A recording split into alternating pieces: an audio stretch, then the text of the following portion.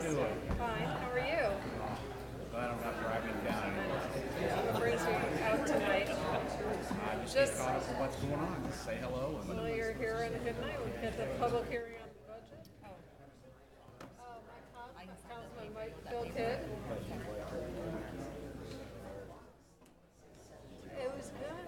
Yeah. Sort of. Yeah, it was really good. Yeah. Thank you. We appreciate it.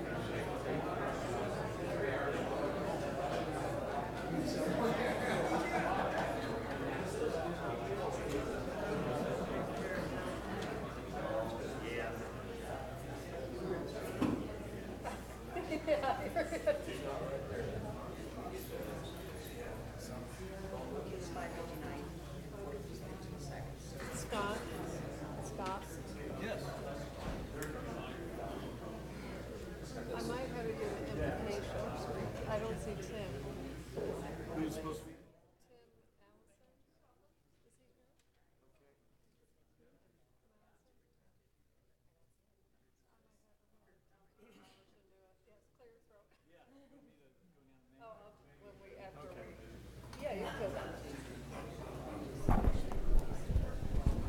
I'll give another minute. That's unusual.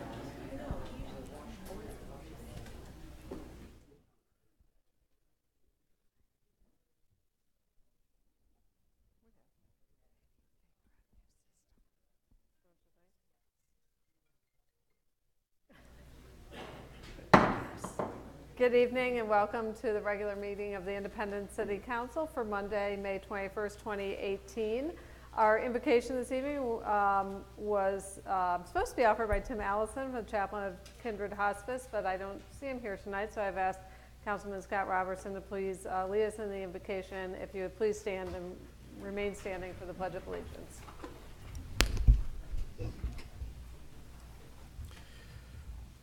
O Lord, we approach you now as a gathering of the City of Independence and the City Council.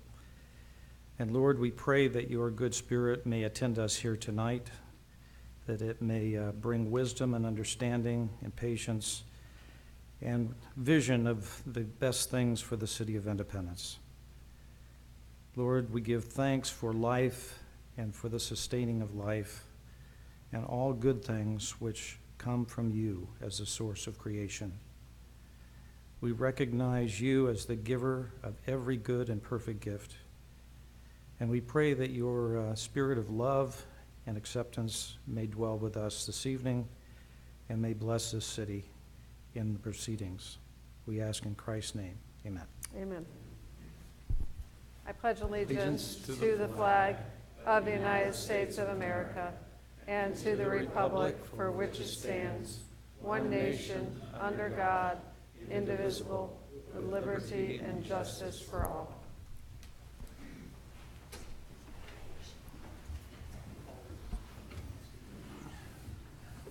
Madam City Clerk, will you please call the roll? Council members Huff. Here. Perkins. Here. Doherty. Here. DeLucy. Robertson. Here. Van Camp. Here. Mayor Ware. Here. We have several proclamations this evening. The first is a proclamation recognizing Neil Johnson. Madam City Clerk.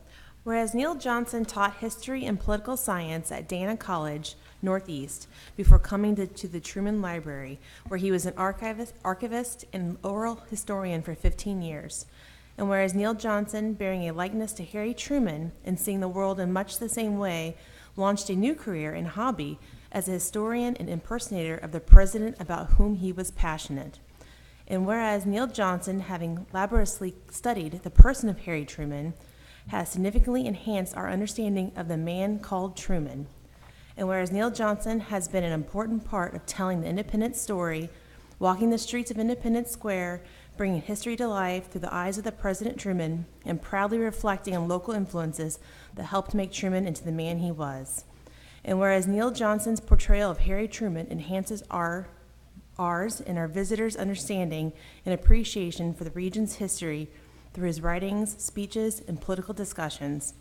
And whereas Neil Johnson is retiring after 25 years of impersonating Harry Truman in the city of Independence, Missouri, Now therefore, Eileen N. Weir, Mayor of the City of Independence, Missouri, by the virtue of the authority vested in her, recognizes and acknowledges Neil Johnson for his insatiable love for local history and his contributions to our broader understanding of our own unfolding story. Thank you. Mr. Johnson, would you like to come forward?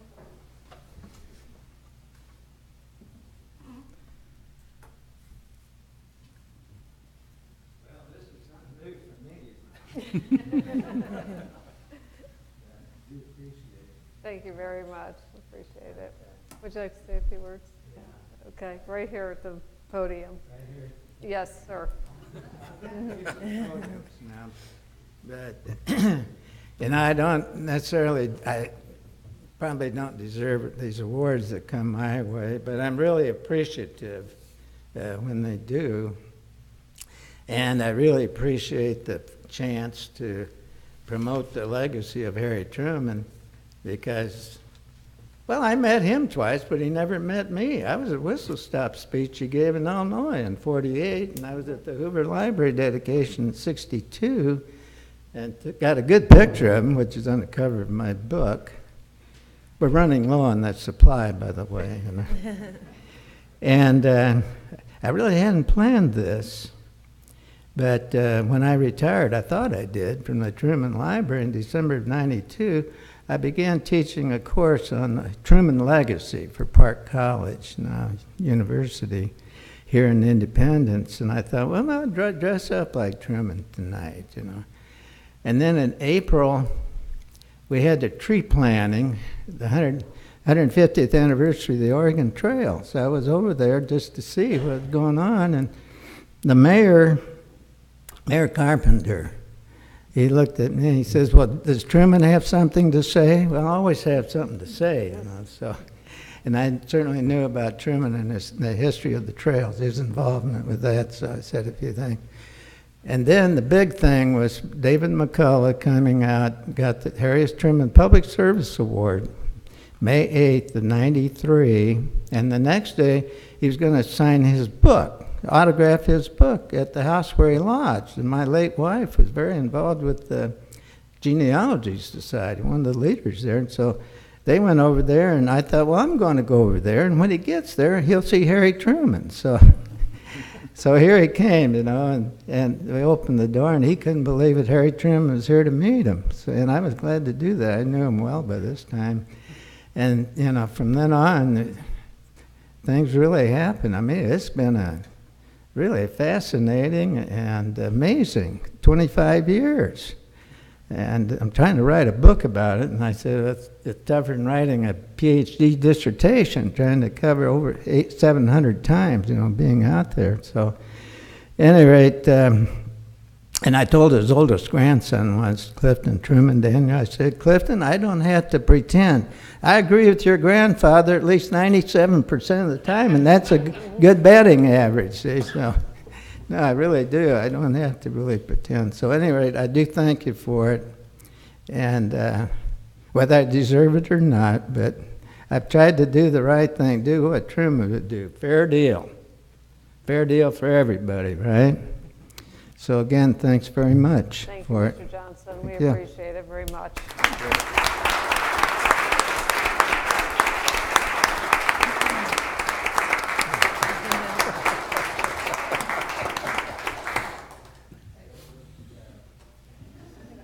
There you go. Okay, our next proclamation this evening is for Emergency Medical Services Week 2018. Madam City Clerk.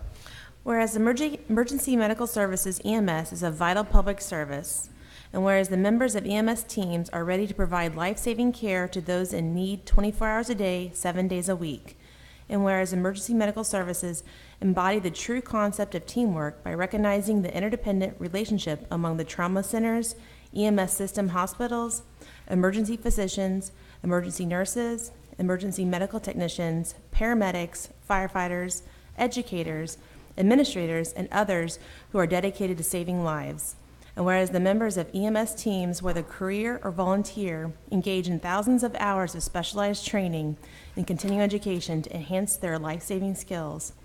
And whereas the City of Independence Fire Department has been providing emergency medical services at the emergency medical technician, EMT level, since 1993, supplementing with paramedics beginning in 2000, with 64 paramedics and 101 EMTs currently on staff. And American Medical Response, AMR, has been providing emergency medical services, including transport at the paramedic level, since 1994. And whereas this year's national theme, EMS Strong, Stronger Together, underscores the invaluable partnerships, collaborations, and connections among the EMS community.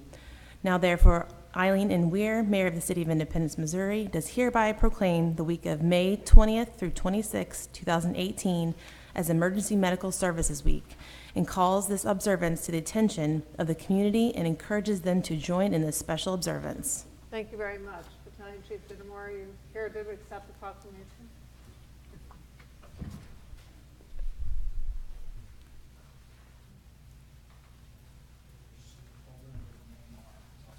Oh, very good. Thank you.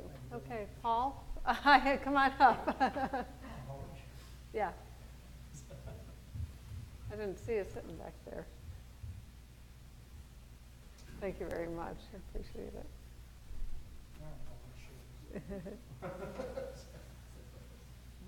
There you go. Thank you. Thank you.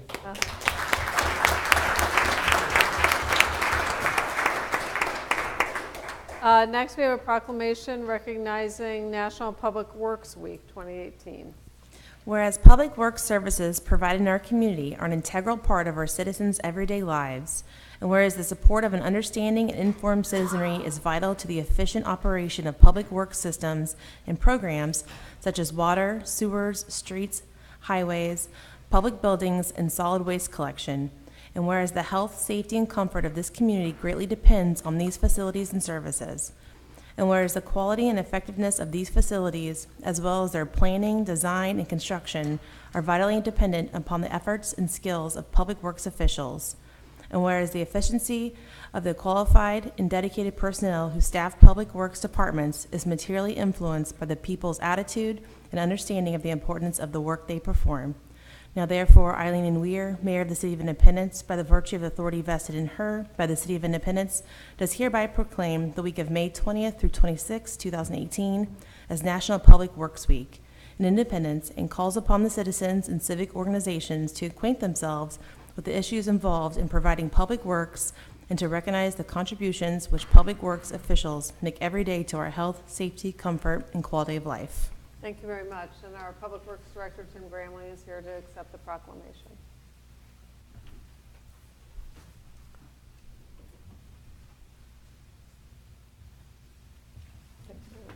Yeah, there you go. Thank you.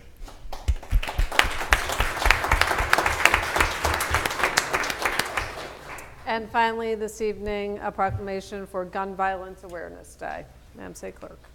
Whereas every day 96 Americans are killed by gun violence, and on average there are nearly 13,000 gun homicides every year, and Americans are 25 times more likely to be killed with guns than people in other developed countries.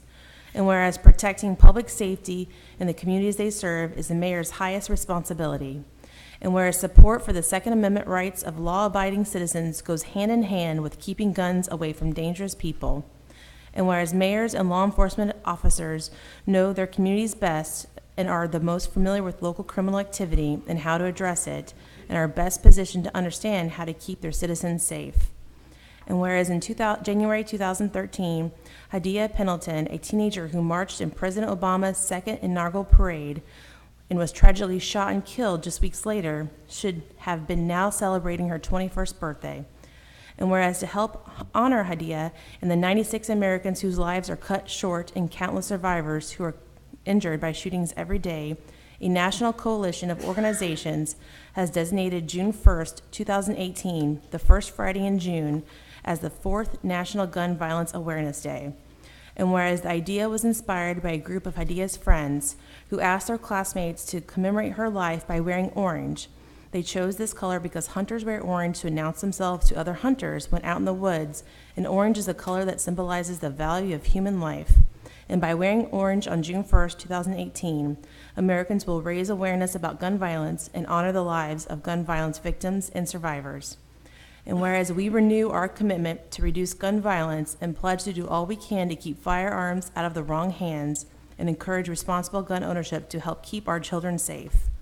Now therefore, Eileen N. Weir, Mayor of the City of Independence, by the virtue of authority vested in her by the City of Independence, does hereby proclaim Friday, June 1st, 2018 as National Gun Violence Awareness Day in Independence, and encourages all citizens to support their local community's efforts to prevent the tragic effect of gun violence and to honor and value human lives. Thank you. Chief Jernigan?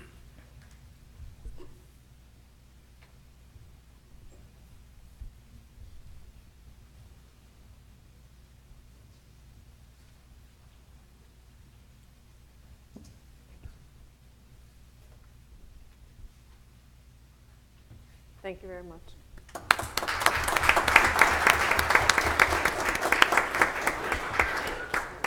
Okay, thank you. This takes us to the consent agenda. Mayor Weir, Yes, I move to approve the reports and recommendations of the city manager. okay, so it's been moved and seconded. Are there any items any council member wishes pulled for separate consideration? Madam Mayor, Yes, Councilmember Perkins. I would like to have 18746 and also number 2, please, pull for Okay. consideration. Okay, Mayor, yes. I like 743. Resolution 743. Okay, are there any other items? Yes, Councilman Robertson. Item number 1 and 18744. Madam Mayor. Hang on one second. Yes, sorry. 744, Councilman Robertson? Yes. Okay. Councilmember Perkins. I believe I misspoke. I was looking under the non-ordinance action item for number 2. So I will Okay. withdraw, Oh, number 2. yes, number 2 on the reports and recommendations of the city manager. Okay, very good. Then Yes. I will pull 746. Okay, It's already been pulled. 746. That's already been pulled by Councilmember Perkins. He took out, he pulled item number 2, but then he withdrew that. I see. Okay, Okay. I think we got those all covered, right? Okay. Madam City Clerk, will you please call the roll on the consent agendas, minus item number 1, Resolution 1843, Resolution 1844, and Resolution 1846. My notes here. Councilmembers Huff, Yes. Perkins, Yes. Doherty, Yes. Robertson, Yes. Van Camp, Yes. Mayor Ware. Yes. Councilmember Perkins, I'll begin with you on Resolution 18746. Thank you, Madam Mayor. The Pioneer Spring, this is in Councilman Doherty's district, and I was curious on his thoughts on why we need to relocate the cabin. I'm not against the idea, I would like to have some information. Why, sure, Councilman Perkins. Let me take you down a stroll down memory lane. And go back to Tuesday, March 29th of 2011, where the Tourism Advisory Board was meeting at the Truman Library in the Independence Room. And during their report, which I have here, of all the other things, it says, we plan to move the Pioneer Spring Cabin to land on the north side of the railroad tracks. This is not a high-traffic area, and the ground is underutilized. The spring cabin has structural problems. If we move it, it then can have green space and more structurally sound. It involves a lot of moving to the right location. Corey has asked Wendy Shea to work with contractors. The first thing to determine is the expense. We have a lot of support from key community members. Contractors can leave the floor as dirt and pack the dirt as hard as concrete. Corey stated this is very important and everyone is devoted to getting it done.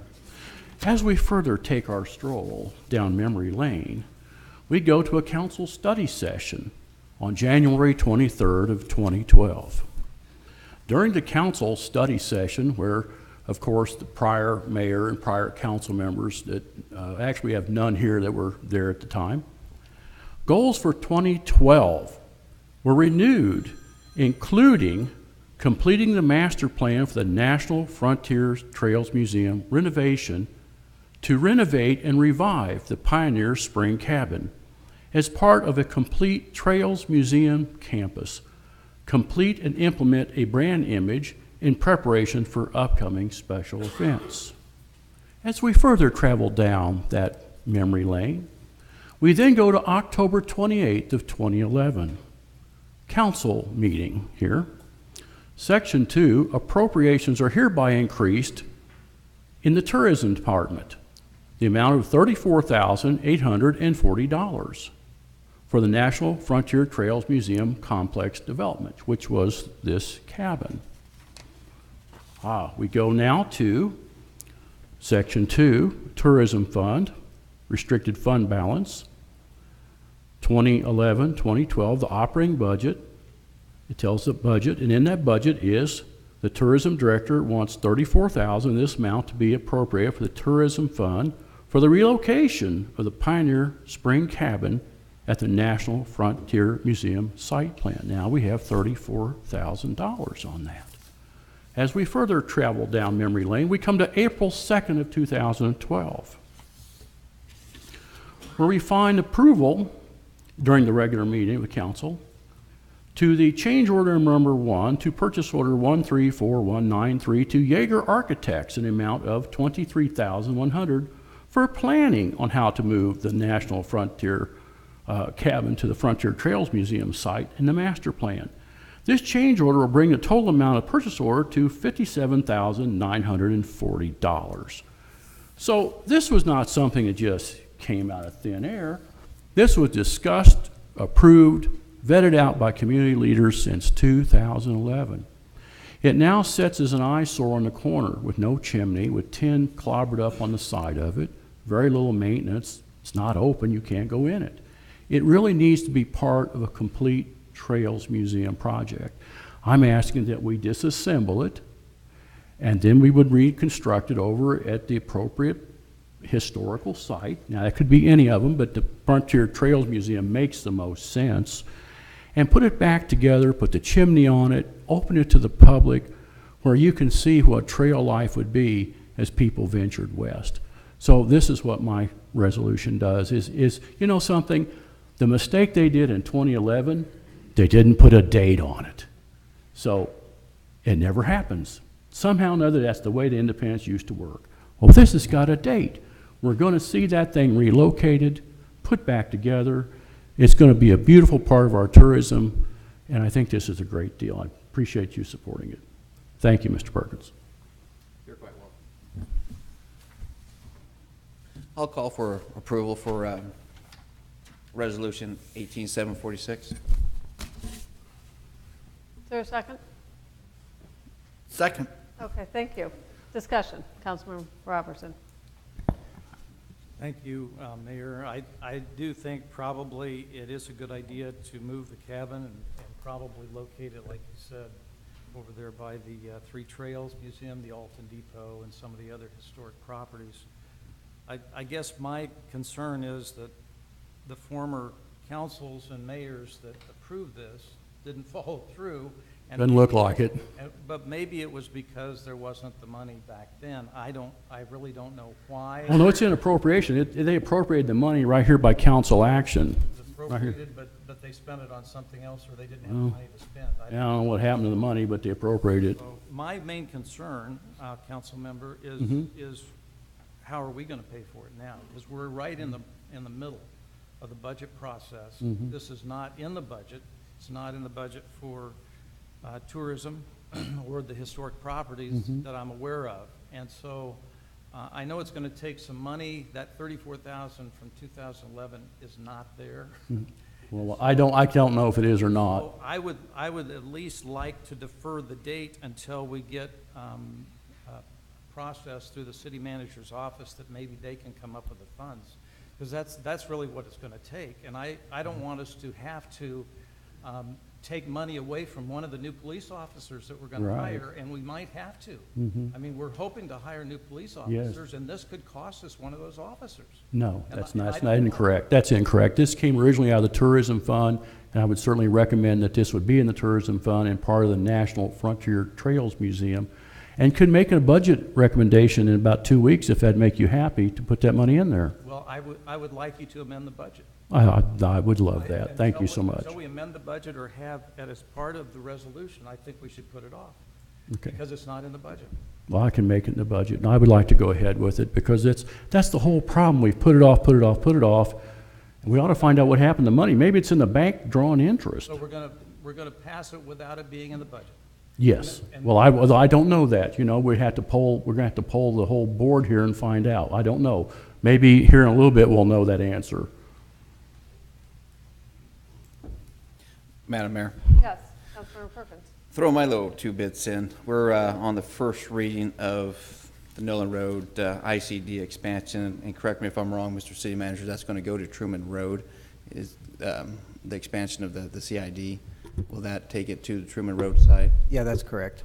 So with that possible beautification and making enhancements on that corner, I think it's only appropriate that we take a look and see how we can move this structure and put it in a proper location.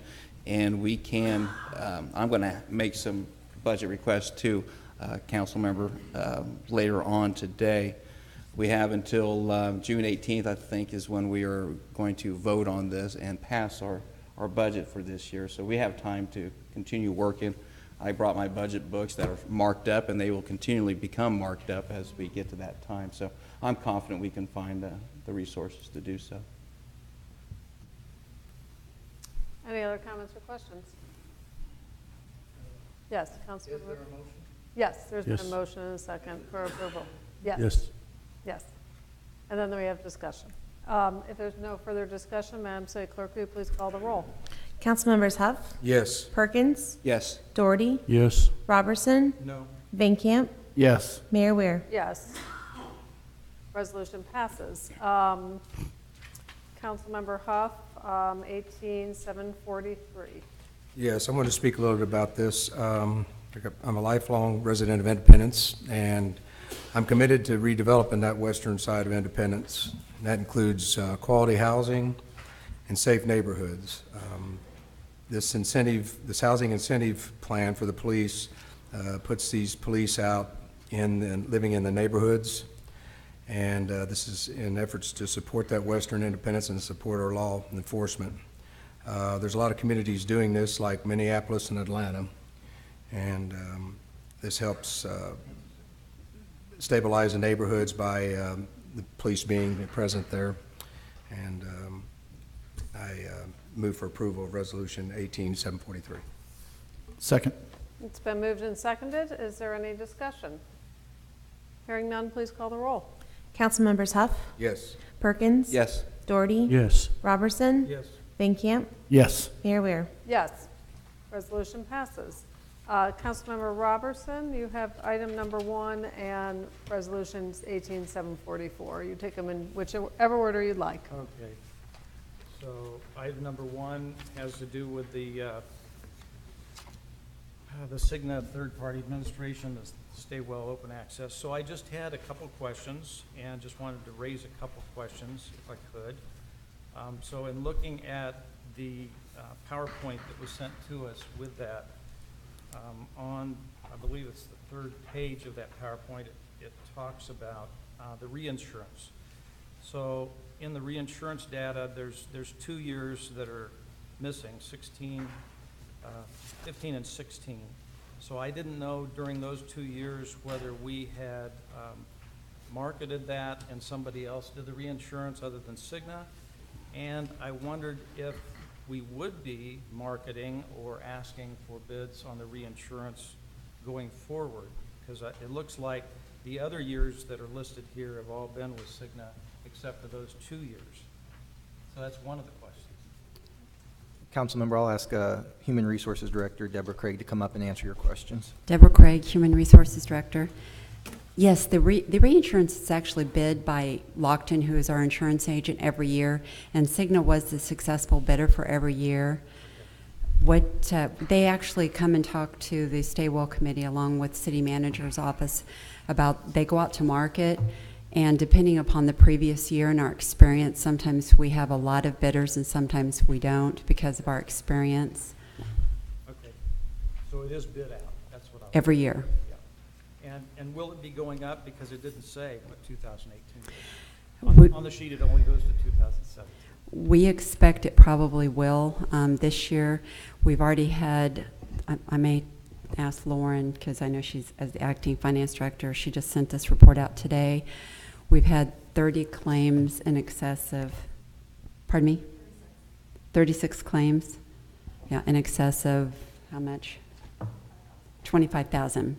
The way the reinsurance works is reinsurance is actually like the Stay Well plan deductible. So for every individual for a plan year, there's a $250,000 deductible. So if somebody has a serious illness, the plan could pay $250,000 for every calendar year that individual has that illness. So this year we've had over 30 claims. I believe in the last, Chris Roars is back here too. In the last couple of years, the reinsurance company has actually lost money. I noticed that. We were 112%. Yes, We're over. that's correct. Paid them. So that was one of my questions, because that potentially could be a large figure, much larger figure this year, and we just don't know yet. The premiums right now are over $1 million a year just for the reinsurance coverage, and rising double digits every year. Excuse me, Councilman, if I may. Okay. I just, yeah, If it's no. on this, go ahead. No, yeah, I didn't hear the answer to what I thought. It doesn't mean you didn't give it. But, so Cigna, in the years that are blank, was awarded the contract. No, Cigna has been our insurance carrier for the reinsurance. I can't remember several years, but there's actually been other carriers. And do we know them? Do you? Sun Life and Voya. All right. Thank you. You're welcome. Thank you. So the other question has to do with the ASO fee benchmarking. Yes. So they have listed on the sheet here the benchmarking, but it's comparing the City of Independence to Lockton's book of business, Lockton's government clients, Lockton's clients with 1,000 to 5,000 employees, and then all of Cigna clients. So I wondered did they give you figures on benchmarking other companies or other employers with other companies? Because everything seems to be tied to Lockton. Well, So, as I understand it, Lockton is one of the largest benefits provider in the United States. So what they tell us when they recommended that we stay with Cigna, and to demonstrate that recommendation, they use that average book of business. so they didn't benchmark it though to any other insurance companies like Blue Cross or. From my understanding, yes, they do. They take a model, the actual claims experience, and because they know what type of discounts, I'll pick on the Blues, what the Blues would give discounts for, they're actually saying that, and picking on them, is that they may give us a little bit more discounts in certain areas. This is not my expertise, but in terms of being an actuary, but from some of the discounts with our most expensive claims, we're better off with staying with the Cigna as our network provider. I was just looking at that number for the plan employed per month, and it's below all the others that they've listed there, but I just wondered how that would compare to the other companies. I was just wondering because it seemed like we were pretty well under the Lockton numbers without looking at any other insurance numbers. Yeah, I think That's why I was asking, so. there was a quote that, I mean, they highly recommended we stay with Cigna for that reason. Okay, very good. That's all I had, unless somebody else has. Any other questions or comments on item number 1? Okay. Well, I move approval of number 1. Second? Okay, it's been moved and seconded. Is there any further discussion? Hearing none, please call the roll. Councilmembers Huff, Yes. Perkins, Yes. Doherty, Yes. Robertson, Yes. Van Camp, Yes. Mayor Ware. Yes. Item 1 passes. Councilman 18744.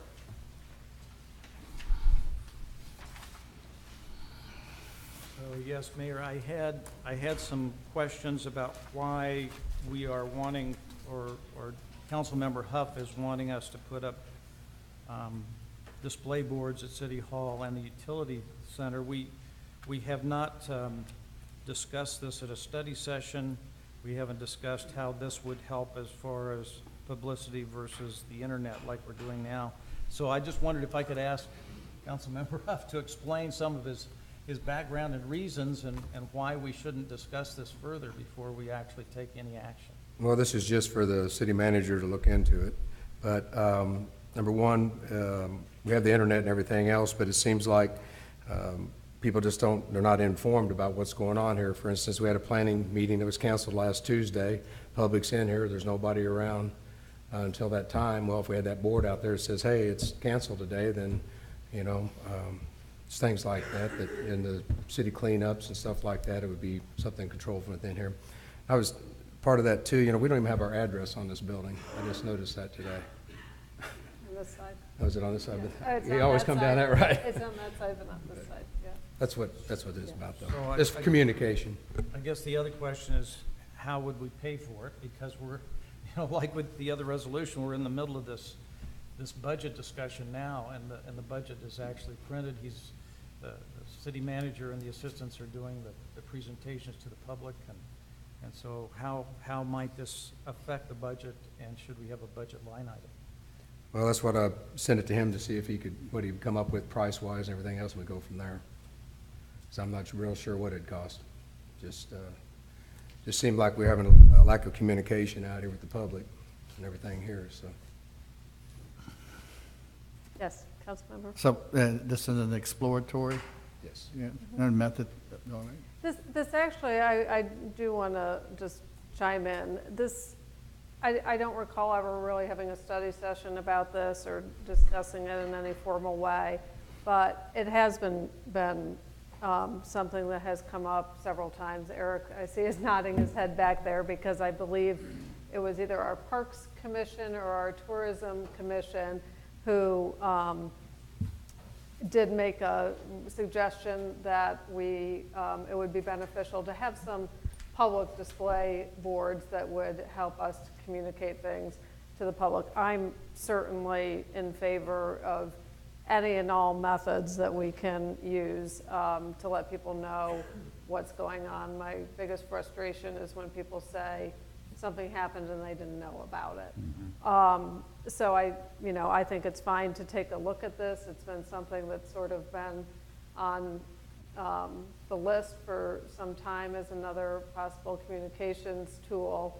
And, I think, our action tonight just allows us to further explore this and understand what the true cost would be, how they would be installed, what they would be used for, the content, so on and so forth. Yes, Councilman Doherty. Thank you. At the ribbon cutting at the utility center, city manager, several council members were there and went out to the corner site where the old hospital sign was and said that they had preserved the footings and the ironwork just for this type of sign. Maybe Councilmember Huff can add when I'm done, if they had at one time had even budgeted money for that sign. And we said how nice that would be to be able to put up there, PUAB meeting in room 3 at 7 o'clock, or a citizens meeting, and advertise that corner, because that's another corner that has no address on it till you get right up against it. You can't figure out what's going on in there. So they've actually got, the electrical was roughed into it, that footing was kept there, the ironwork was kept there.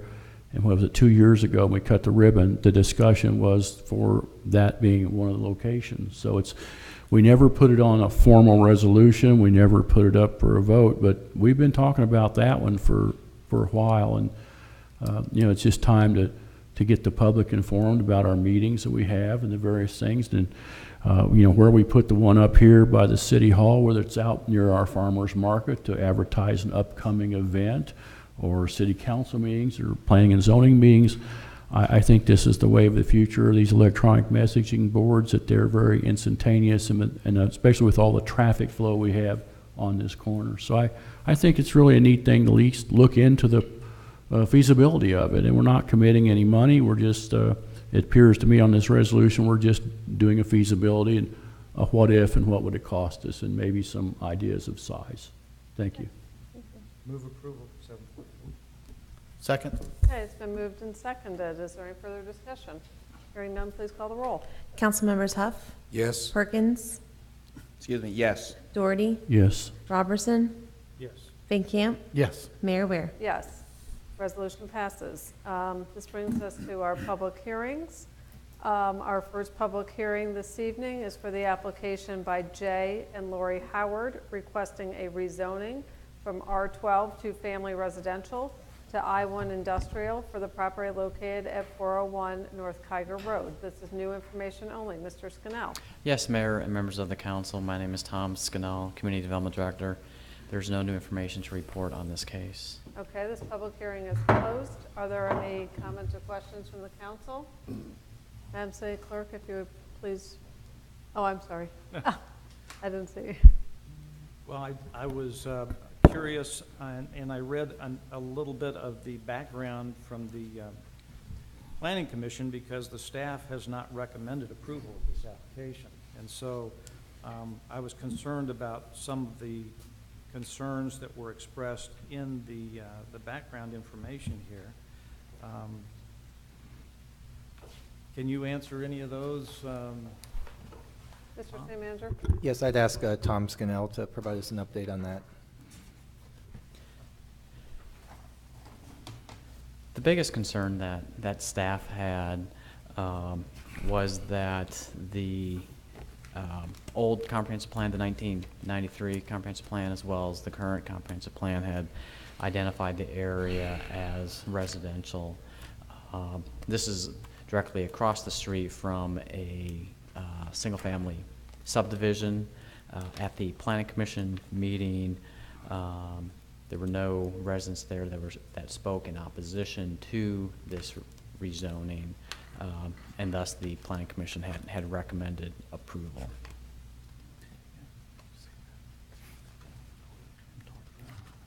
Is it condemned? Is the property condemned right now, Tom? The property is vacant for the most part, yes. I mean, it's not condemned, no. I was concerned because obviously they don't have permission to do anything there, but there were already some cars there. Is that right? Correct, yes. And And what, is that appropriate? I mean, for them to start moving cars there if they don't have permission to do work on cars there? it is not, and we have sent them notifications of you don't have the proper zoning yet, you cannot be start storing cars there. So we are taking the appropriate steps to make sure that they are following the rules on that property until the zoning gets changed. And so if the zoning does change, will they be required to do any improvements? Because it didn't look like they were going to be required to do any improvements necessarily. And you cannot put conditions on a rezoning. Those are items that staff would address directly with the property owner as far as those items that have to be, or those improvements that must be made to the property to bring it into compliance with the zoning and with the use that they want to have there. There's already some code problems there. Correct, yeah. Okay, so that'll be followed up on. That's correct, yes. Thanks. Okay, Madam City Clerk, will you please read the ordinance? Yes. Bill number 18-034, an ordinance amending the zoning district map as to a tract of ground located at 401 North Kiger Road from District R12 two-family residential to District I-1 industrial in Independence, Jackson County, Missouri. Second and final reading. Is there any further discussion? Hearing none, please call the roll. Councilmembers Huff, Yes. Perkins. Yes. Doherty. Yes. Robertson. No. Van Camp. Yes. Mayor Ware. No. Ordinance passes. Our second public hearing is a public hearing for the application by Jim Pollard requesting a preliminary development plan, PUD, for Tybrook Estates located at 840 North Powell Road and zoned R12 PUD. This is new information only. Mr. Scannell. Yes, Mayor and members of the council, there's no new information to report on this case. All right, comments or questions from the council? Public hearing is closed. Madam City Clerk. Bill number 18-037, an ordinance approving a preliminary development plan for Tybrook Estates located generally north of East Truman Road and west of South Powell Road at 600 South Powell Road. Second and final reading. Is there any discussion on this bill? Hearing none, please call the roll. Councilmembers Huff, Yes. Perkins, Yes. Doherty, Yes. Robertson, Van Camp, Yes. Mayor Ware. Yes, ordinance passes. Our next public hearing is a public hearing for the application by Richard Cash requesting a rezoning from R6 Single Family Residential to C2 General Commercial for a property located at 313 North M291 Highway. This is new information only. Mr. Scannell. Yes, Mayor, members of the council, there's no new information to report on this case. All right, comments or questions from the council? Public hearing is closed. Madam City Clerk. Bill number 18-039, an ordinance amending the zoning district map as to a tract of ground located at 313 North Missouri 291 Highway from District R6 Single Family Residential to District C2 General Commercial in Independence, Jackson County, Missouri. Second and final reading. Is there any discussion on this bill? Hearing none, please call the roll. Councilmembers Huff, Yes. Perkins, Yes. Doherty, Yes. Robertson, Yes. Van Camp, Yes. Mayor Ware. Yes, ordinance passes. Is this a full public hearing? Okay. Our next public hearing is a public hearing for the fiscal year 2018-2019 proposed budget hearing. This is a full public hearing, so if you are present tonight and would like to speak on the budget, if you would please come forward to the podium and state your name for the record.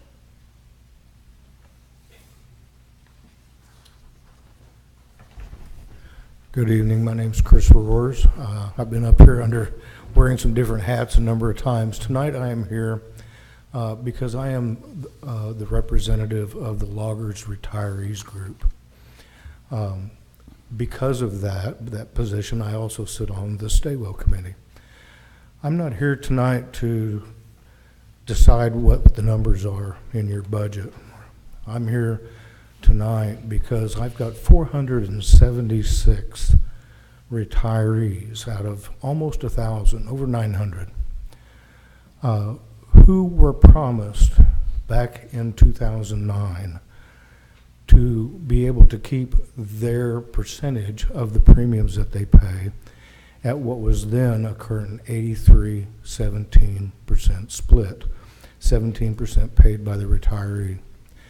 This new budget will, the city manager will propose that be changed to the 80-20, which is what the rest of the employees, including myself, pay, because I retired after November 2009.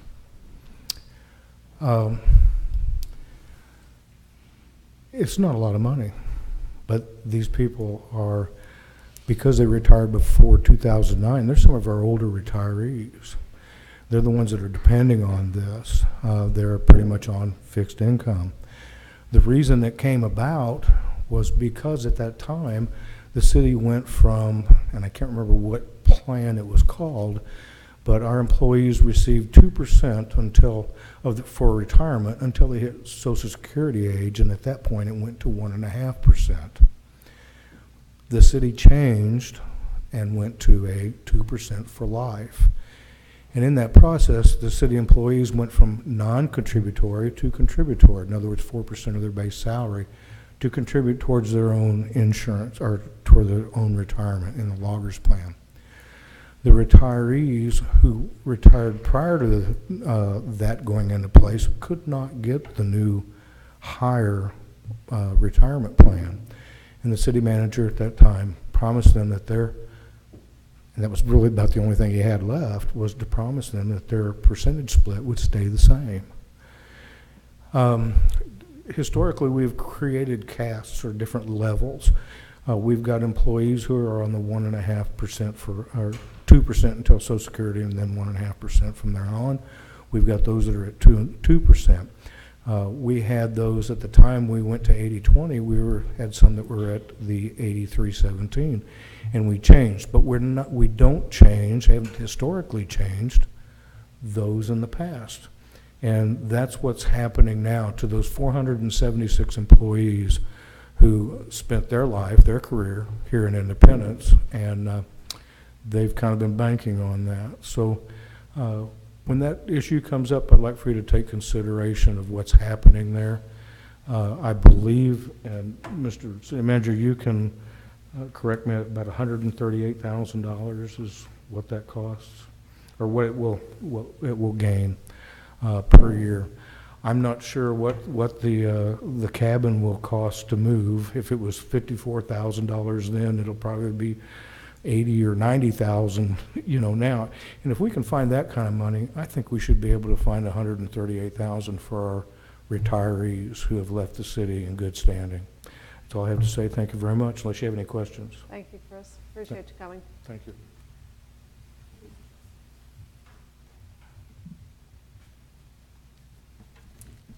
Good evening, Jason White. I live at 1024 South Forest. I think this is my third or fourth year coming up here during budget season to talk about Independence Power and Light. It's a big issue in the city budget, $155 million out of your 322 combined budget is the Independence Power and Light. It is the single largest item in the city budget. It is big, it is complicated. You've got this grid that covers the nation. You've got these competing resources we fight over. Should we use solar or coal? We have a tremendous number of federal regulations that govern power issues now. Complex market factors. We've joined a Southwest Power Pool that is very complicated to understand.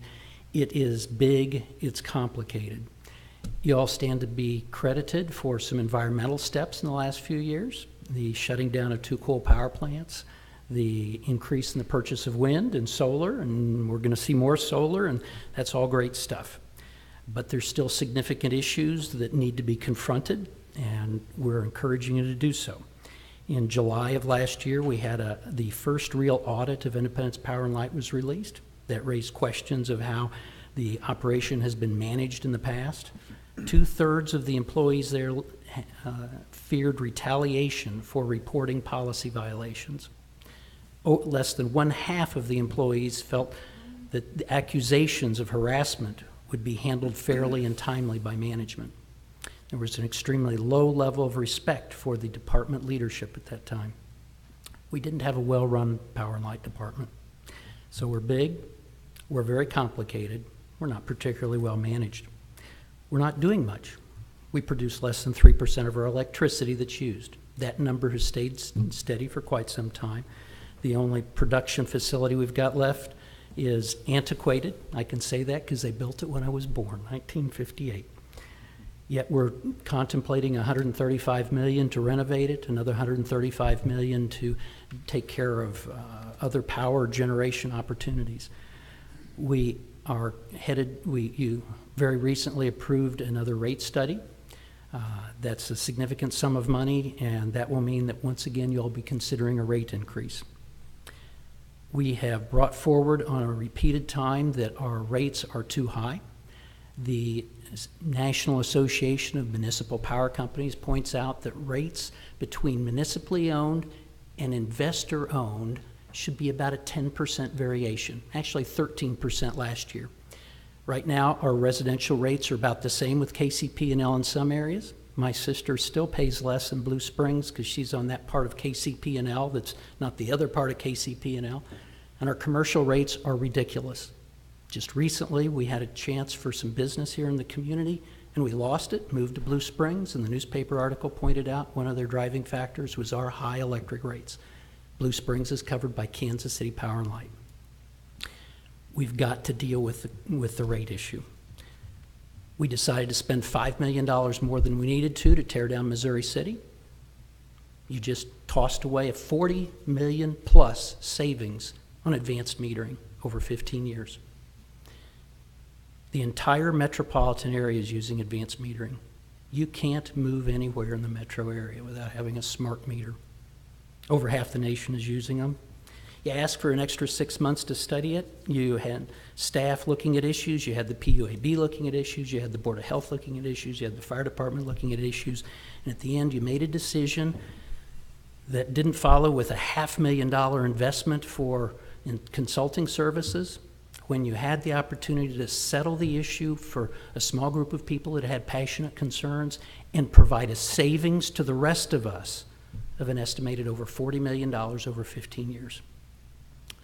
The claim was there were still questions, which is hard to believe after 6 months. Plenty of experience to knock on the doors nearby to ask those questions, and an awful lot of people that had done a lot of work to bring you answers if you would have only asked the questions. So we're faced with a situation where we've got the biggest department. It's very complicated, doesn't have particularly well managed, and you all aren't taking care of it. Recently, I think about 2 years ago, we had to cut a special deal for Lipton Tea. I think it's now known as Unilever, I'm dating myself, in order to retain their business here in town. That was a good decision, but why were we there having to make that decision? The donut shop up here on 24 Highway didn't get a deal. I'd like to keep them here because they make good donuts. School district pointed out that they were paying the highest electric rates in the city of Independence, and we gave them a good deal. That was a good idea to give them an 8% cut. I'm glad we did that. But why did we have to do that, and why aren't we confronting the underlying issue? There are churches that would love an 8% cut. There are private businesses here in town that would like an 8% cut. I'd like an 8% cut. They're the biggest budget part. They're very complicated, not well managed. You all don't have a good history of making good decisions. They have tremendous impact on the economic development for our community.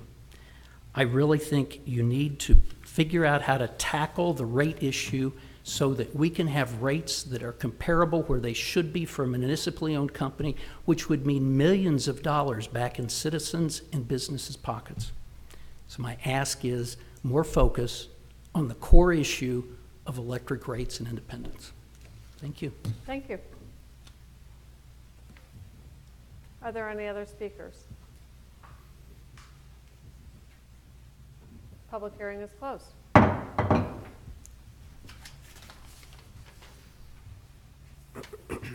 Okay, this takes us to our non-ordinance action items. Madam City Clerk. Bill number 18742, a resolution approving a preliminary plat for Tybrook Estates located at 840 South Powell Road in Independence, Jackson County, Missouri. Is there any discussion on this bill? Hearing none, please call the roll. Councilmembers Huff, Yes. Perkins, Yes. Doherty, Yes. Robertson, Yes. Van Camp, Yes. Mayor Ware. Yes. Item passes. Item number 2. Approval is recommended for a contract for services between the City of Independence, Missouri and the Independence Chamber of Commerce for a period of July 1, 2018 through June 30th, 2019. Councilmember Perkins. Thank you, Madam Mayor. Mr. City Manager, this is something new that we're undertaking. Can you kind of explain a little bit the genesis on why we're doing this contract with the Chamber of Commerce, please? Yeah, I'd be happy to. As you mentioned, the city's been a long-standing member of the Independence Chamber of Commerce, but I would say the city is a much different animal than the Chamber's other 500 members. Whereas they're there to network and grow business and maybe get business leads, we're really there because of the strategic partnership that comes from the business community helping drive issues well within the community. Many municipalities have moved to a model of having a more performance-based contract with their Chamber of Commerce, and my recommendation is that Independence do the same. In the first year of the contract, we've put forward 4 strategic objectives that we would like to see the Chamber deliver on. We'd like to see them continue to lobby on behalf of the city's legislative agenda, and in the cover sheet for the public's benefit, I will say there is a level of specificity there, but that would include going to Jefferson City and advocating on behalf of the city's legislative agenda, holding the monthly legislative briefings that our state representatives and state senator come and update us on, helping to advocate and drive change on those areas. So that would be one. Two would be to promote a public art pledge. The city recently has initiated its own public art pledge so that when we do a capital improvement project, 1% of that project would go to public art. We'd like to see the business community step up on that too, so that if they are initiating some improvements in their own businesses, that there'd be some public art and we get to improve the built environment around the city beyond just the public improvement realm that we as a city have control over. We would like to see the Chamber of Commerce continue to lead a discussion on revenue growth and revenue generation for our city. As you recall, it was the joint efforts of the Chamber and EDC coming in and petitioning the council to bring forward the use tax last April on the ballot. We would like to see them, as the business community, continue to drive that issue and other issues to talk about how we can continue to grow revenues within our city. And lastly, as we all know, the city's working on a brand imaging marketing campaign. We're in development of that right now, but beyond just development, we will need to promote that, and we're asking for their assistance and their active participation to drive that issue forward once we get that done. So that would be the year one. These will, of course, be subject to change on an annual basis, but I think it allows you as a council to evaluate, certainly as staff to evaluate and make recommendations to the council, and really catalog and quantify that strategic value of that partnership with the Chamber of Commerce. I appreciate all those points, and they do make sense in bringing that forward to a contract. Do I need to make a motion for approval? You do not. Okay. Is there any discussion? I called on you because I know that you wanted to talk about it. I appreciate that. Yes. Thank you. Okay, if you would please call the roll. Councilmembers Huff, Yes. Perkins. Yes. Doherty. Yes. Robertson. Yes. Van Camp. Yes. Mayor Ware. Yes, item passes. Okay, this takes us to our second readings. Madam City Clerk. These next bills receive their second reading and be considered by the council. Bill number 18-033, an ordinance authorizing a contract with Redford Construction in the amount of $674,500 for the installation of pipe and water main on Hardy Avenue from Westport Road to 28th Street, and authorizing future minor change orders not to exceed $67,450 and/or time extensions. Second and final reading. Is there any discussion on this bill? Hearing none, please call the roll. Councilmembers Huff, Yes. Perkins. Yes. Doherty. Yes. Robertson. Yes. Van Camp. Yes. Mayor Ware. Yes, ordinance passes. Bill number 18-035, an ordinance finding, determining, and declaring the necessity of acquiring general utility easements and temporary construction and grading easements for the Nolan Road Culvert Project, number 9814, authorizing the negotiation and eminent domain proceedings if necessary, approving the plans and specifications for the project, authorizing the use of experts as needed, authorizing and directing the execution of documents and the payment of funds to property owners or others holding property rights in conjunction with the project. Second and final reading. Is there any discussion on this bill?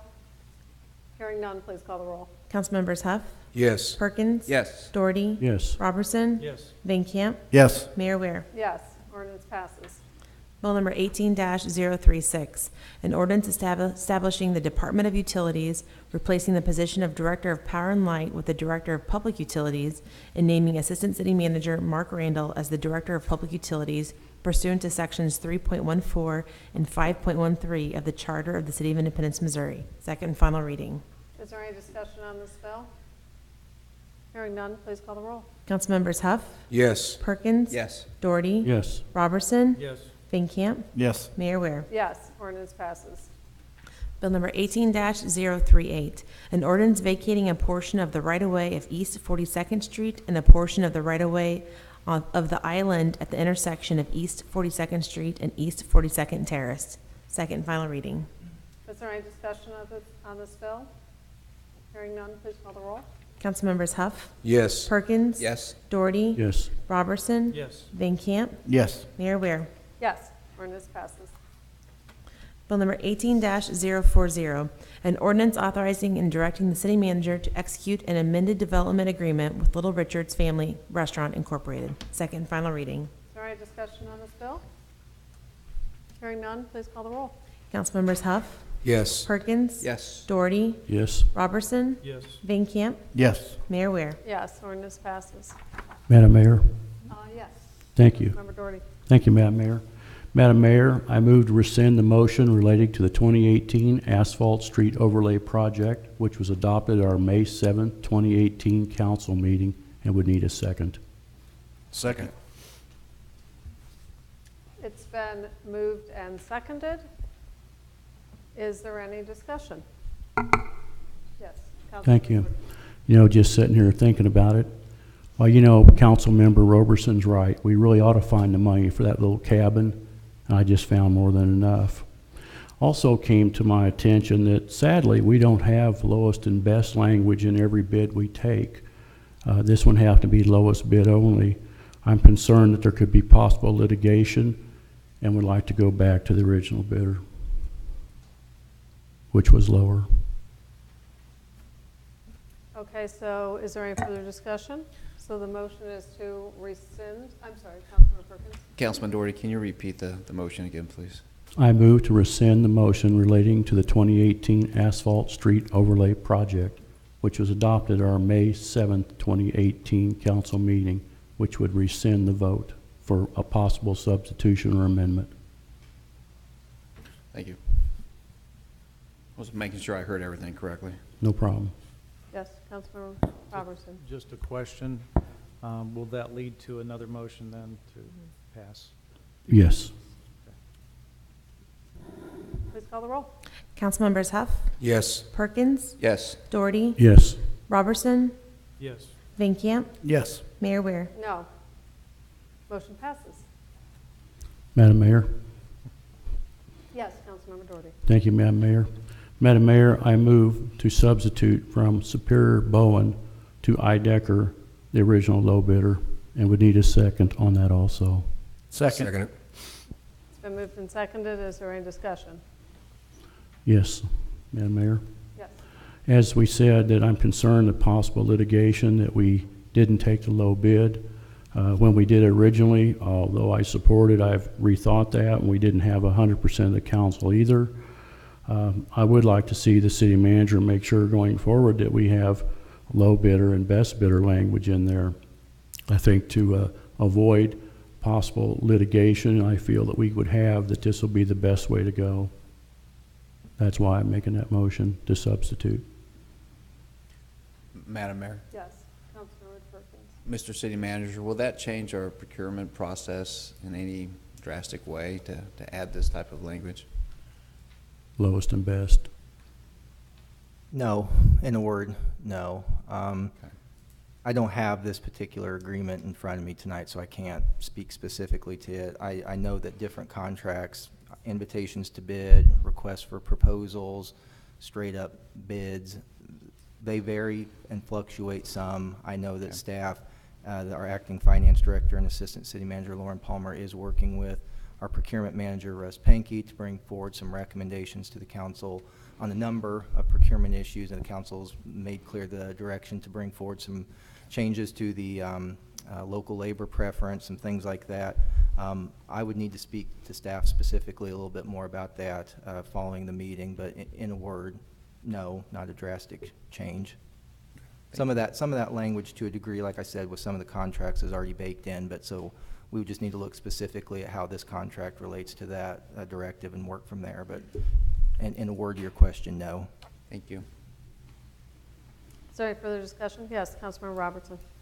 I know we had talked before about having a performance evaluation as part of bids, especially history of performance. And so hopefully we're looking at that in the future as well as, you know, the best and lowest. But I think we really have to focus on performance of those bids. Now, this money for the streets does come out of the street sales tax, correct? That's correct. Yeah, so that money cannot be used for the cabin, unfortunately. Right? That would probably be a bit of a stretch, correct? Yeah. Is there any further discussion? Hearing none, please call the roll. Councilmembers Huff, Yes. Perkins, Yes. Doherty, Yes. Robertson, Yes. Van Camp, Yes. Mayor Ware. No. Ordinance passes. Madam Or, Mayor. I'm sorry, motion passes. Yes, Madam Councilmember Mayor. Doherty. Madam Mayor, I have a motion to substitute the amended I have a motion to approve the substituted motion. Second. Approve the substituted, the motion has been substituted. I move for approval of it. Oh, I'm sorry, I messed up, I messed that up. What was We the? did it right. We have a motion to rescind, then a Yeah. motion to substitute, and then a motion to approve. This the is the substitute. motion to I- approve. Okay, Motion to approve, Okay. Madam Mayor. okay, very good. Is there a Second. Okay, it's been moved and seconded. Is there any discussion? Yes. Yes. I fully agree with Councilmember Roberson. We do need to have the performance in there where we've had long-term good relationships. We shouldn't always be on the pennies. We should look at the big picture in totality. And I think this is one example of where we could have had that in there and could have had that discussion prior to this. I'd rather just go back to the low bidder, let this one go, and moving forward, maybe make some changes. So that's just why I've made this. Thank you. Okay. Madam City Clerk, please call the roll. Councilmembers Huff, Yes. Perkins. Yes. Doherty. Yes. Robertson. Yes. Van Camp. Yes. Mayor Ware. No. Motion passes. Are we ready to move on to the first readings? Okay, very good. Madam City Clerk. Yep, these bills received their first reading tonight and their second reading on the regular scheduled meeting on June 4th. Bill number 18-041, an ordinance finding, determining, and declaring the necessity of acquiring property located at 11008 East Truman Road for the Truman Road and Harris Avenue Road Stabilization Project, number 705-71703, acknowledging receipt of the special warranty deed and authorizing the city manager to execute any documents related to the conveyance of the property. Bill number 18-042, an ordinance approving the First Amendment to the Tax Increment Financing Redevelopment Agreement for the Trinity Development Tax Increment Financing Plan. Bill number 18-043, an ordinance amending Chapter 4 of the Code of the City of Independence, Missouri to provide a more expansive exemption for homeowners.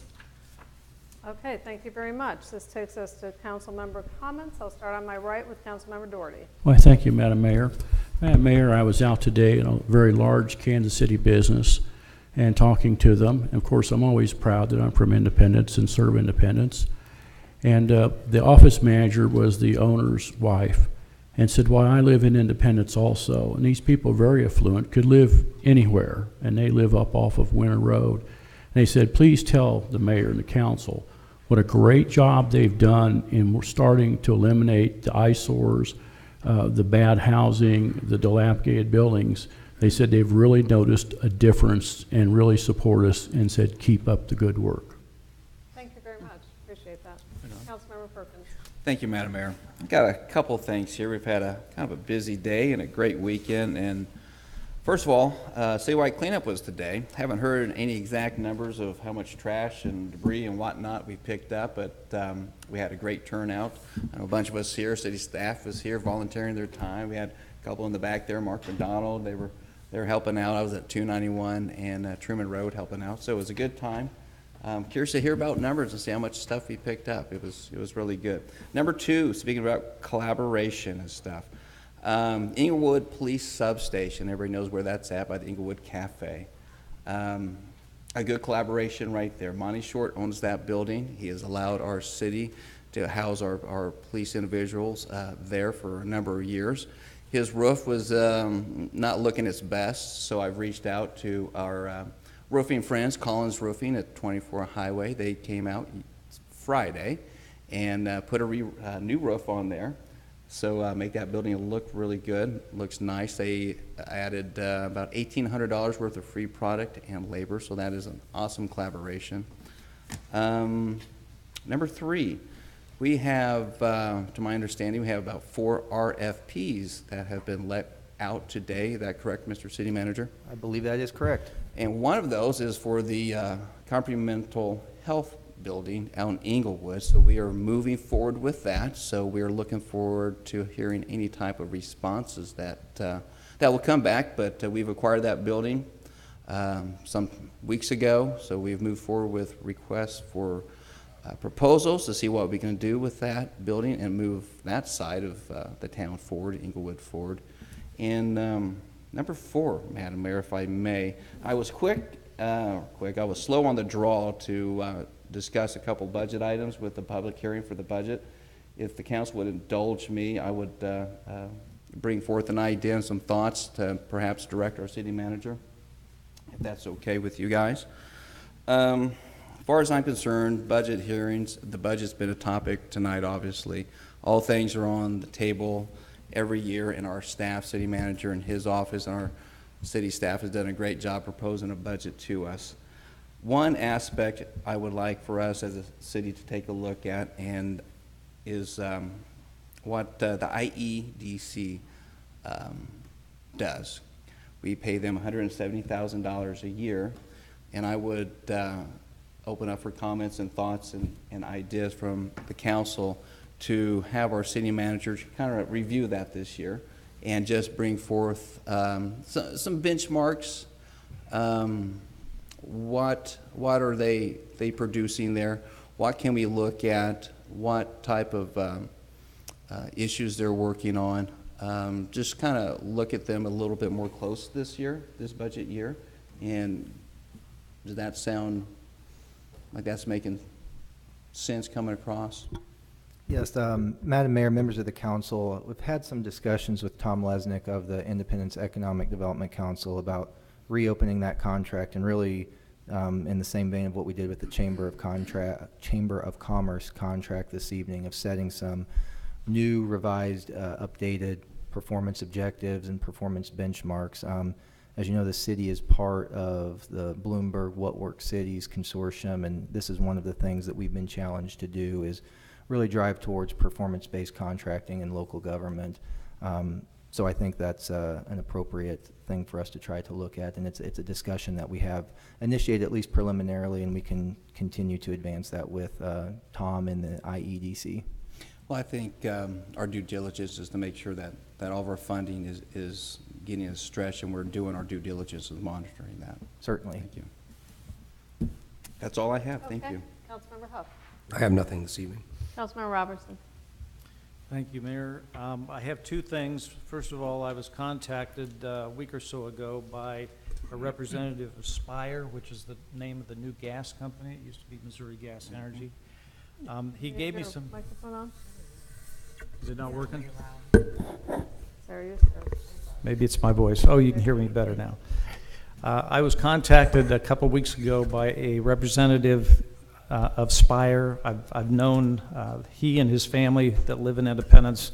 I've known them for quite a few years. His daughter and my daughter both were in gymnastics together, and so I've known him for a long time. But he's one of the directors, and he tells me the good news that Spire is part of a consortium of all the gas industry across the United States, and they have a rodeo type of thing that Power and Light and some of the others do once a year, and it's going to be in Independence this year in September.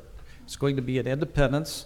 They have contacted Eric Erfer's tourism department. I think there's a lot of planning that goes into this, and there's at least 800 participants, probably with family and friends, that will be coming to Independence. I believe it's going to be, Eric, correct me, I think it's going to be out toward where the... Come on, Eric. I was trying to remember. Really? Is it going to be out? I believe it's going to be out toward where the fire department practice area is, behind the animal shelter and back in there. Is that correct? Okay. So it's going to mean a lot of visitors coming to Independence, and they'll be coming from all across the United States. And I believe that they are going to be having it here maybe more than 1 year. Is that right? 2 years. Yes. So that's a big plus for Independence. It will give us some national exposure. The second thing, Mayor, that I wanted to mention was that in the past, in our budget, we have established reserves, a reserve level for Independence Power and Light. We have set that as a benchmark that we're trying to attain. We've also done that with the water department. We've also set a reserve level that we're working toward with the general fund. We have never done that or talked about doing that and designating a part of the council funds as a reserve, and I would move that we do that, move that we designate 20% of the council funds in the budget as a reserve fund. Last year, we spent everything we had, and then there were some things at the end of the year that we could not fund because we had already spent all the council funds. So I would like us to designate 20% a year, and that will give us some extra to work with. I think most people's budgets, most businesses' budget, try to build in a reserve fund for emergencies. So I would make that motion. Is there a second? Yes. Madam Mayor, can you explain that one more time? Would you mind seconding it so we can have discussion? Oh, yes. If there is no second, we... Second. Okay. Yes, Councilmember Perkins. Thank you, Madam Mayor. Can you explain that one more time, Councilmember? 20%? I have a question. I hate to interrupt, but I want to clarify something, and maybe I'm misunderstanding. In the past, we would put, we would refund the council. Are you talking about the council goals account? The council Yes, goals yes. fund? So we would put money towards that account every year, and we did accumulate kind of a balance, so to speak, that would be held over, that would be designated but not budgeted but not appropriated. My memory is several years ago when our employee health care was in jeopardy, the council designated $100,000 out of council goals funds to help support the Stay Well Fund. And I believe shortly after that, maybe it was that same budget year or the next, we made a determination that we would not continue to budget money into that fund every year, that what is there now, we're kind of spending down, but is there money budgeted for future contributions to that fund? The council... I can't quite Yeah, remember. so everything that the mayor said was correct, except for the one correction I would make is what the council did in the 16-17 budget cycle as part of a $4 million general fund shortfall was reduce the annual appropriation to that account from $200,000 down to $100,000. Okay. So the account had accumulated quite a balance, and you're correct, you did And we spent that help. down. You spent that down. You helped with some one-time issues like the health insurance account and things of that nature. The policy moving forward was to put $100,000 per year or annually into that account moving forward. Okay. But there's go ahead. I'm sorry. There's none carried over from last year. We spent all of it, if I'm correct. In the current fiscal year, that account has been fully depleted. Right. Now, that is an account of the general fund. I just want to be sure I made that clear for the council's benefit as well. So that's a cost center, just like a public works account or a parks account, but it's an account of the general fund. Okay. I'm sorry, Councilmember Perkins. what No, was your that question? explained it all, so Okay, that was perfect. Councilmember Thank you. Doherty. Thank you, Madam Mayor. Councilman Roberson, help me with this. So of the total amount, we would not spend the last 20% and carry it over, or hold that to the end in case we needed it? What I don't quite understand. Carry it to the end, and if we don't need it at the end, it would be carried over to the next year. So we'd never get to spend it all out. Well, at the end of the year, if there were things coming up toward the end of the year, then we would actually have 20% in case. It would So- be our reserve or our emergency fund. So at the end of the year, if we found something we wanted to do and it just happened to hit that number, we could spend it during that fiscal year. Yes, or it would carry over, right?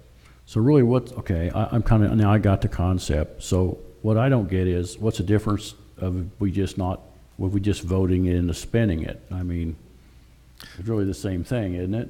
I mean, in the end, last year, we put a lot of money into demolition. yeah, we had some major projects and it took We- some real money. I We get that. came toward the end of the year, there were several. Sure. There has been several things that we needed to do, and we didn't have the money to Right. do it, like this cabin, moving the cabin. Mm-hmm. We don't have the money to do it, so. What do you want to bet I find it in 2 weeks?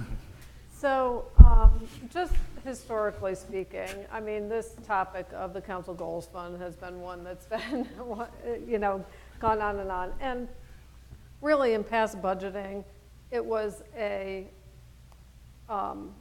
I mean, without going into a lot of specifics, although we can talk more specifically if you'd like, what this council decided to do is just put the money into the departments where it's needed. Give ourselves $100,000 for some, emergency thing that comes up that is a must, that we really feel strongly about doing, to give us a little bit of money to subsidize an important project or fund an important project.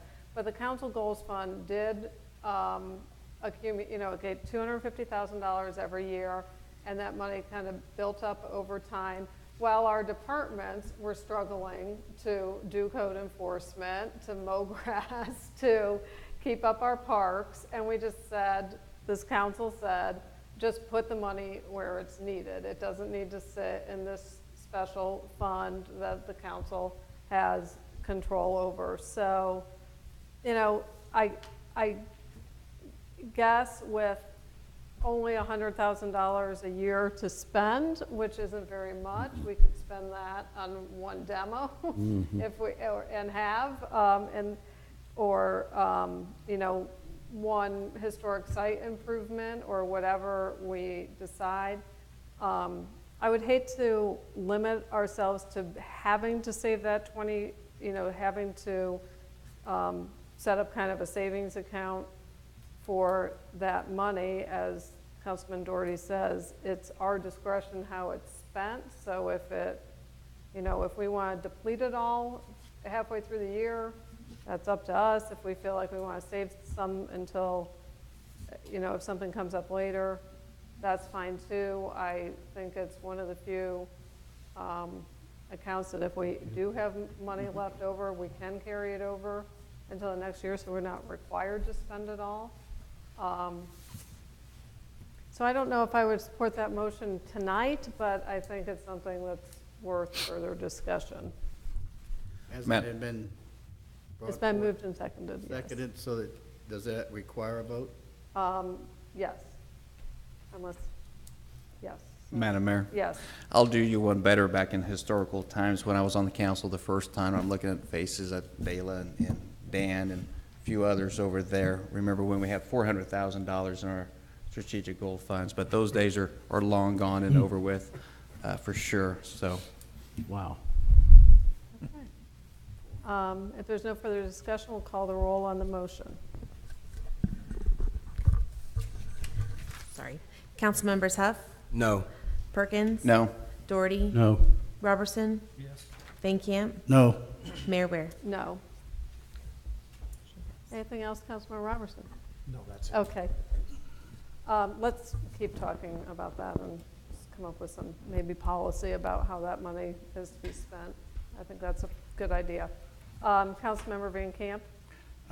Along those lines, me and Director Tim Gramley went out to inspect the sidewalks on Sterling from 23rd, that the progress is being made, that you so kindly gave us the money to make right for the people who have wheelchairs and are complaining about their wheels going out, and it's coming along fantastically. We still haven't done everything, and I'll get back with you on it. But thank you for that money, and 20% of it wouldn't have been too much, because I need another 50 grand that I'll be coming to you for shortly. And thank you for everything else. Yeah, that's cabin money. It's cabin money. A couple of updates. We've already talked a little bit about the City Cleanup Day. It was another great event, and I think we had over 300 volunteers out and about between our adult volunteers this morning and our students who are working in our park systems this afternoon. So thank you, everybody, for doing that little bit today, and hopefully it will have some long-term impacts over time. I wanted to mention for our citizens, the utility billing system was tested over the weekend and should be functioning tomorrow. So get ready for your new utility bill. It will look a little bit different, and I think really, streamline and simplify our billing process. So that's been something we've been working on for a long time, and hopefully will run very, very smoothly. If you have any problems, call city manager. The number is, another thing that is going to be a bit of a disruption is there's beginning some work on I-70 tomorrow, so there'll be some lane closures. The bridges, Chrysler, Phelps, and Pittman will be closed in the coming weeks for a pretty extended period of time. So we're optimistic and expectant that those will make some great improvements to our community, but it is going to be a little bit of a hassle in the 4th District for a bit of time, but it will bring a nice improvement to our area. So just be patient, and we'll try to keep you as updated through MoDOT on the progress of that as we can. Anything else tonight, Mr. City Manager? I just remind the public that next Thursday, May 31st at 6 p.m., we'll have a town hall style forum on the budget as well for additional comments and updates on that. So tonight was not the only opportunity to engage. We'd encourage our citizens to come out and participate in that. Thank you. Thank you very much. We are adjourned.